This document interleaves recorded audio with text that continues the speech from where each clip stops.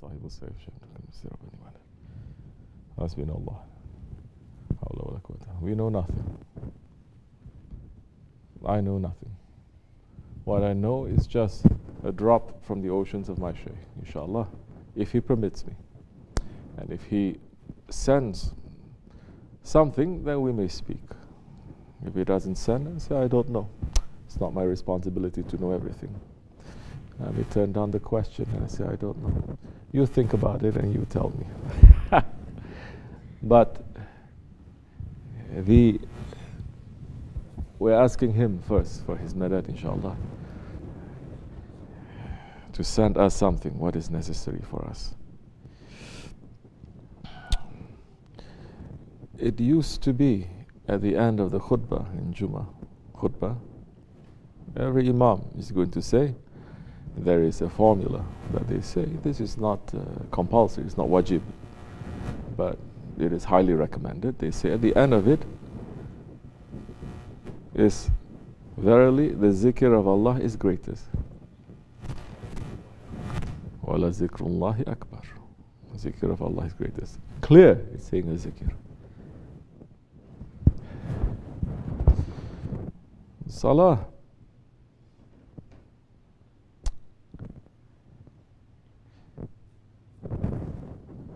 Let me give you an example to begin with. Bismillah ar-Rahman ar-Rahim.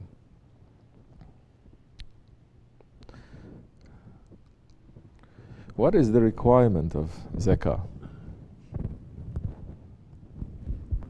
Simply put, zakah, it is our fourth pillar, no? Third pillar? Third pillar.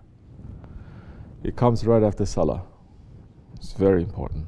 Always Allah subhanahu wa ta'ala is mentioned salah and zakah, salah and zakah, salah and zakah. Salah, it is the rights of Allah on you. That's why it is obligation. Zakah, it is the rights of others, not the creator, but creation on you. So it is about fulfilling rights. We are given everything, now we have to fulfill the rights now. Simply put, zakah, we may say 1/40. The science of algebra is because of zakah, because of inheritance, because of everything that they want to calculate during the time when the Muslims had so much wealth and everything, and they need to calculate how much needs to go to the Baitul Mal, how much needs to go into the inheritance, what you inherit from your father. They come up with a whole science of mathematics based on that, solving a very practical issue, which means that Islam begins with something that is very practical. It doesn't begin with something that is very, very, very spiritual that nobody can understand, that is not from this world. Because where are we? We're in this world. And the prophets came to take us out from this world into something higher. So step by step, first we have to understand what is this world. What are the rights of this world? Then step by step, we'll understand our own humanity. We understand what is the rights of others. And you may go higher and you may return. If you are not fulfilling the rights where you are right now, no way, no how, no way you'll be able to make that journey back, that ascension back. So Allah subhanahu wa ta'ala, you're mentioning, I'm not a scholar, especially I'm not an Arabic scholar. But if our Shaykh wants us to understand something, he lets us to understand. And I'm trying to understand. So the prayers, you said there's a lot of requirements for the prayers, which these days people don't know. If you say, what is the farz of prayer? What farz of prayer? So many scholars are going to deny this today too. There's no need. Especially modern day Facebook scholars, they're going to say no need. We're going to say, what are the farz of the prayer according to the Imam Abu Hanifa? There's how many? Don't know. This is common knowledge. It's 12, no? 6 that is inside, and 6 that is outside. So there is a lot of, before you even reach to the fulfillment of your rights to Allah subhanahu wa ta'ala, there's a great deal of preparation. And all that preparation is not just something that is making the intention, it is also you have to clean yourself. Because we are living in this world, everything has to happen at the same time. Now, zikrullah, Allah is mentioning next to salah. You cannot have zikrullah without salah. That so many so-called Muslims are saying, no need to pray, I'm only going to remember Allah. So you're taking one jump, one step ahead, and you fall down straight. What is this remembrance of Allah? Oh, this remembrance of Allah. That time, it depends on what you think of your Lord. How you want to think of your Lord. Because Allah subhanahu wa ta'ala is saying what? I am as my servant thinks of me. I am as my servant thinks of me. So, before you get into a zikr now, there's a preparation to zikr. And the preparation to zikr is not just salah. Salah, it is salah. Salah, now it is a physical preparation for the zikr. Now, as it is, before the salah, you have to make an intention. This is very important. You have to prepare so many things. Now, before you make the zikr, now the salah is just a physical. Now there is a spiritual aspect of the remembrance of Allah. That before you understand what is that remembrance, if you are not knowing how to prepare for it, meaning you're not knowing what you're doing, you're just pulling a tasbih, you're just going Allah, Allah, Allah, Allah, Allah, Allah, Allah. That is one type of remembrance, but that is not the greatest remembrance. Just as I remember Shaykh Effendi, Shaykh Maulana saying, Shaykh Maulana is saying, oh, these ones, they are sitting around making zikr, making rabita, mashallah. We enter into rabita in a bit. And Shaykh Maulana looked and said, this one is making rabita to his wife.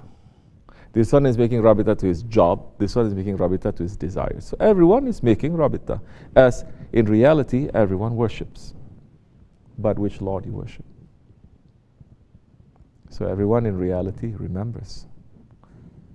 Because who are the ones who don't remember? They're crazy and they're not responsible for nothing. But you're regular, you're normal, you're average, you remember. What do you remember? Now, in that aspect of removing everything but Allah in your heart, and then to remember Allah, this is where tariqat training is. Because otherwise, just taking a wazifa, anyone can take a wazifa. Anyone can say, I'm going to recite 1,200. Why you have to need a sheikh for that? And they're reducing the role of the sheikh, just the right to give, okay, you recite this, and you recite that. What are the prophets doing? What were the prophets doing? They were what? They were taking us out from our lower selves and this lower world and entering into that higher world. Which means in this lower world we can also worship, but that is the worship of the lower world. You can worship in the higher world, but that's different from the worship of the lower world. Maybe the form is the same, but it's completely different. Just as in the Kaaba, people who are circling, making the tawaf around the Kaaba, they are kicking, they are biting each other, but above the Kaaba there is another level of people who are circling.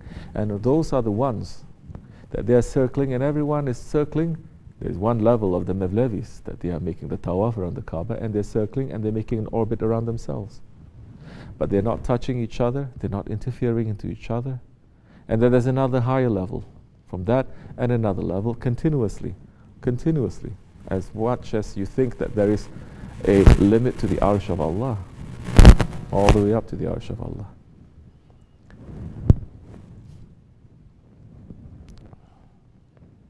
So remembrance.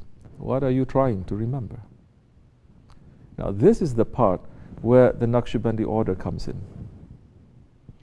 Because they're going to make you to doubt and for you to put a question mark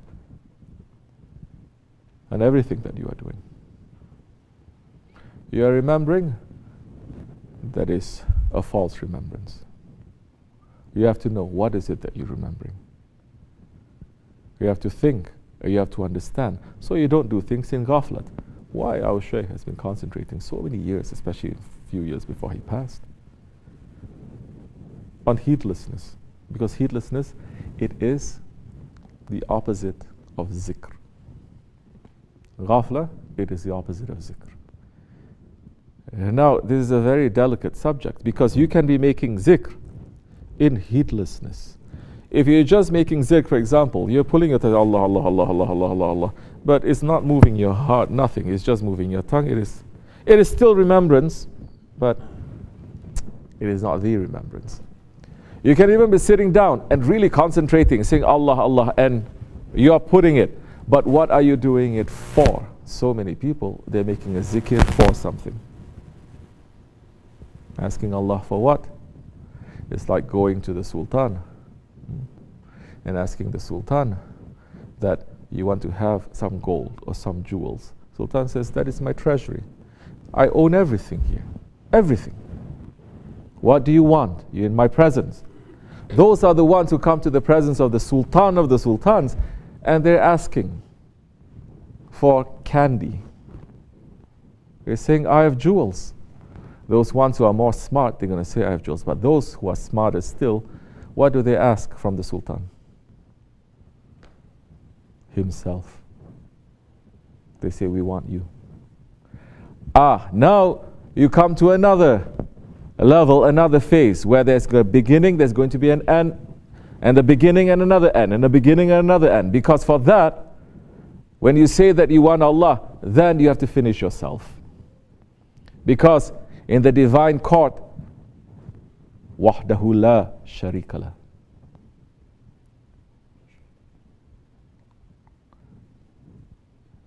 Doesn't matter if you think you're a saint or you're holy. You still exist. You still know that you are. Then you're posing a challenge to Allah, because only He is. But to come to the level of now, to become nothing, very painful. Then it's like you go up, now you know you have to go back down and even deeper. Then you go all the way up again. You go higher, now you have to come back down, and even deeper than that, continuously. More deep you go, more higher you can go. More higher you can go is depending on how deep you can go. Like what our Shaykh says, you make yourself to be 0, Allah is 1. Together you're going to be 10. He says, don't stop there. Make more 0 to yourself. And then you're going to be 100. Make more 0 to yourself, you're going to be 1,000. Because now the believer cannot get stuck. Because when the believer gets stuck at a certain level, then it becomes partnership. He starts to think that I'm existing. So this then to train for that, how to not exist. Now you go back down again, deeper, more basic things now.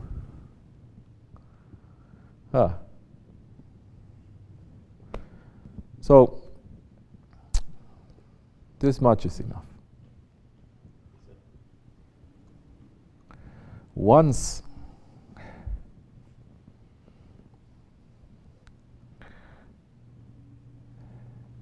you are, I don't want to use fancy words like fana.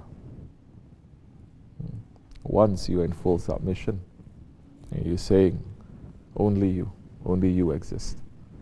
Only you exist, that's the time you will remember. Then let me ask you.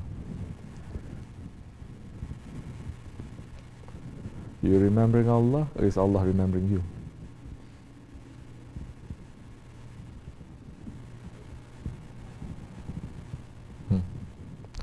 Allah's remembrance of you is before, or you remembering Allah before?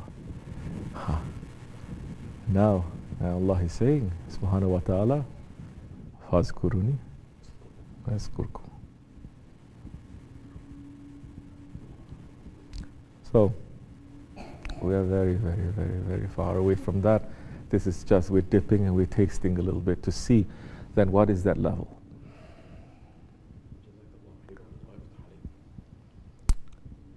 Now we have our Shaykh in front of us.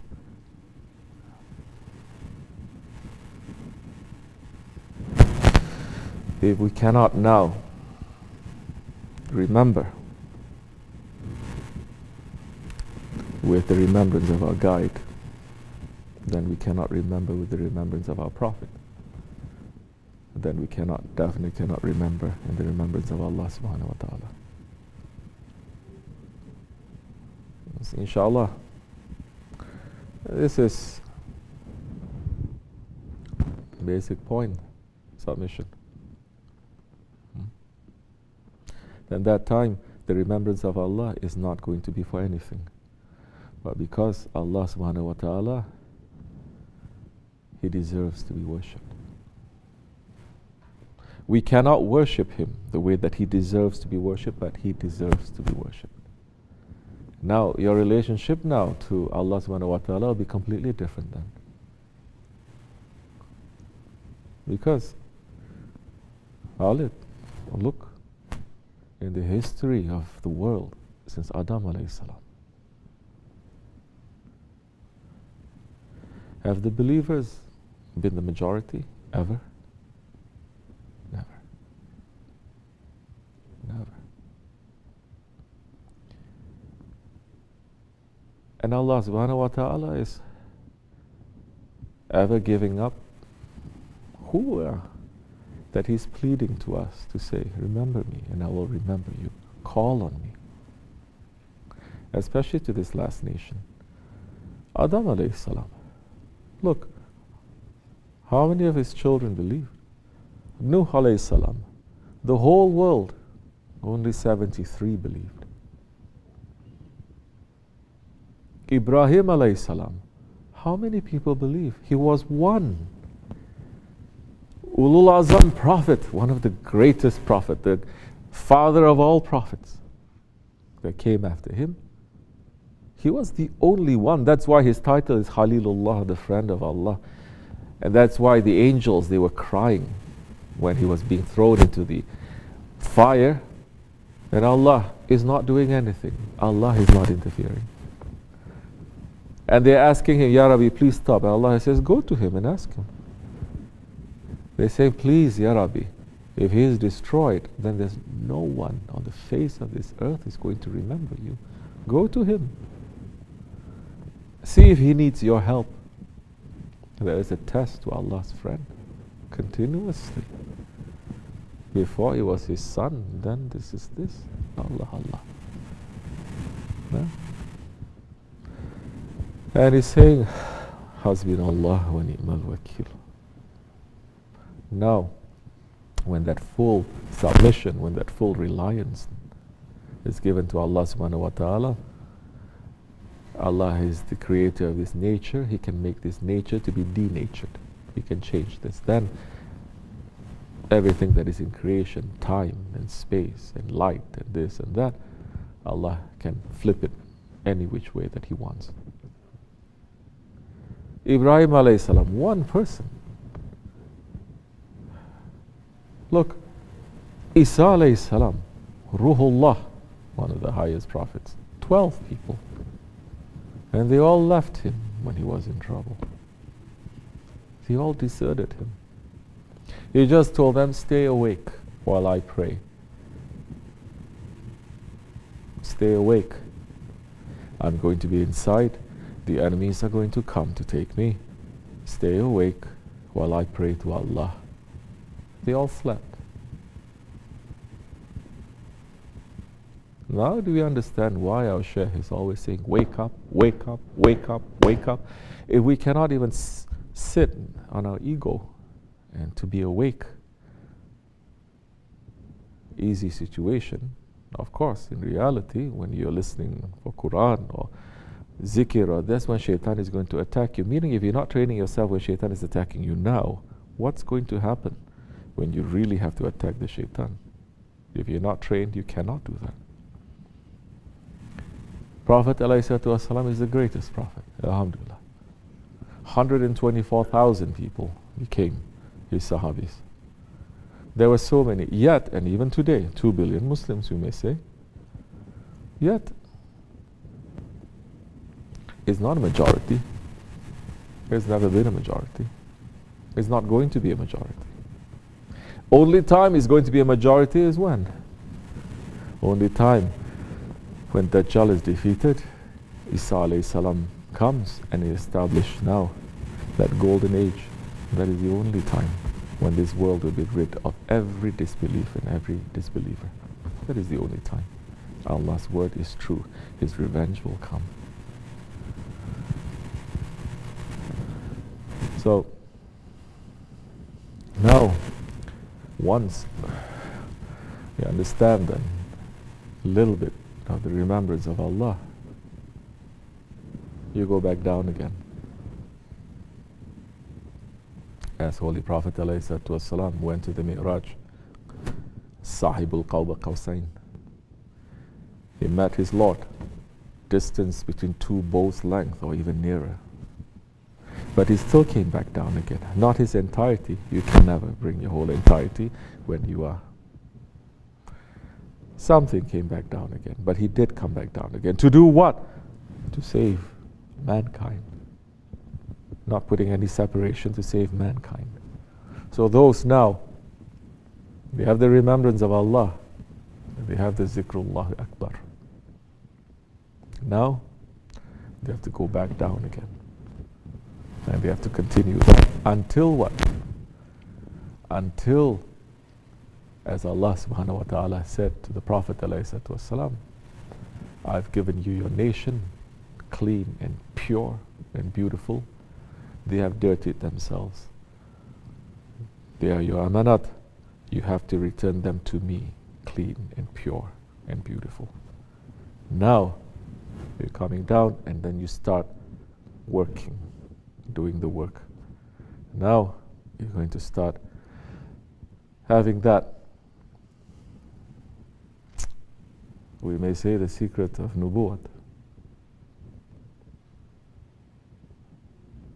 Nothing fancy, just to save people, bring them to Allah. That's all. That is the job of every prophet. So step by step, at least now we get a glimpse of understanding where our sheikhs are, what they are doing, how heavy their job is. May Allah forgive us in our weakness, inshallah. For their sake, may Allah make us to live as believers and to die as believers. Al-Fatiha.